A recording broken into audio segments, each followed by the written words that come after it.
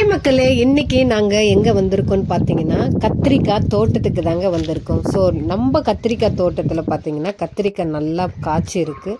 So இன்னைக்கு அறுவடை நம்ம தோட்டத்திலிருந்து தான். ஸோ நம்ம மாடி தோட்டத்தில் நம்ம கத்திரிக்காய் எல்லாம் அறுவடை செஞ்சாச்சு. இன்னைக்கு டைரெக்டாக நம்ம தோட்டத்துக்கே வந்தாச்சு. பாருங்க எவ்வளோ அழகான ஒரு தோட்டம்.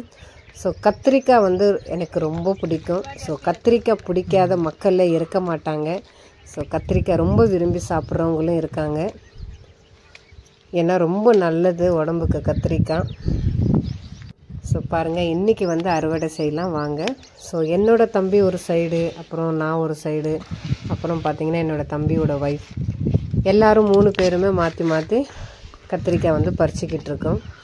ஸோ அந்த பறிக்கும்போது அந்த சவுண்டு இருக்குது பாருங்கள் மக்களே, சூப்பராக இருக்குது.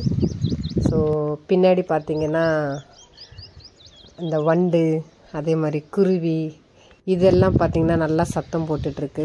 ஸோ அதுங்க கூடயே நாங்களும் பார்த்திங்கன்னா ஒரு சைடு கத்திரிக்காய் அறுவடை செஞ்சுக்கிட்டு இருக்கோம். ஸோ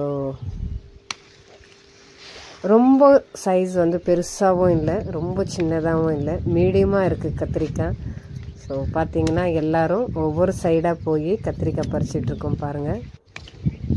ஸோ இந்த தோட்டத்தில் நிறைய கத்திரிக்காவை பறித்து மார்க்கெட்டுக்கு போட்டாச்சு. ஸோ இது இப்போது இன்னும் இதில் 2 அறுவடை செய்யலாம் அப்படின்னு சொன்னாங்க. ஸோ இதுதான் இந்த ஒரு அறுவடையும், அதுக்கப்புறம் இதுக்கு பிறகு ஒரு அறுவடை செய்யலாம், அதுக்கப்புறம் அவ்வளோதான் அப்படின்னு சொன்னாங்க. ஏன்னா 3-4 வாட்டி அறுவடை செஞ்சாச்சு, இது 4வது வாட்டியோ 5வது வாட்டியோ.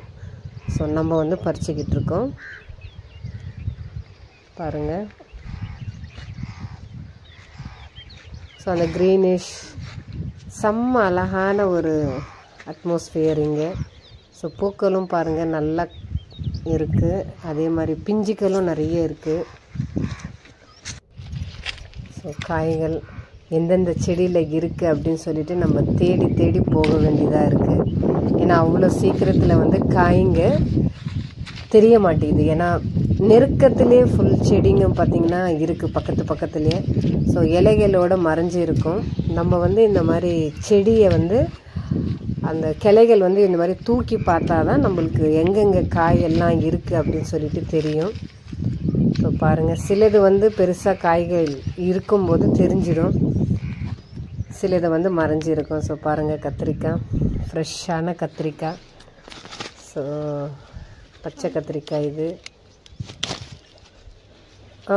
பச்சை இல்லை, இது நல்லா பழுத்து இருக்குது. ஏன் இது நான் பறிச்சுக்கிட்டேன் அப்படின்னா விதைக்காக. ஸோ விதைக்காக நான் எடுத்துக்கிட்டேன். செடியிலேயே பழுத்து காஞ்சதுன்னா அந்த விதைகள் போட்டோன்னா சீக்கிரமாக வந்துடும். ஸோ பாருங்கள்,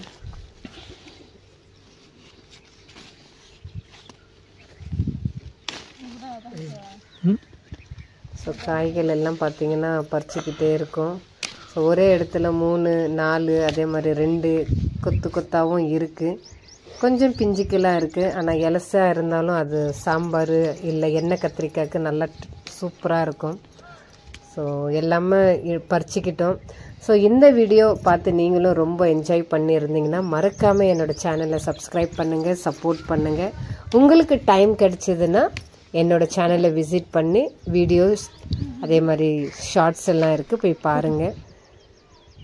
ஸோ சின்ன சின்ன செடிகள் நீங்களும் வீட்டில் வளங்க.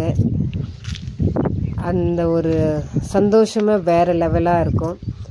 ஸோ இவ்வளோ காய்கள் நம்மளுக்கு கிடச்சிருக்கு மக்களே. தேங்க்யூ ஃபார் வாட்சிங்.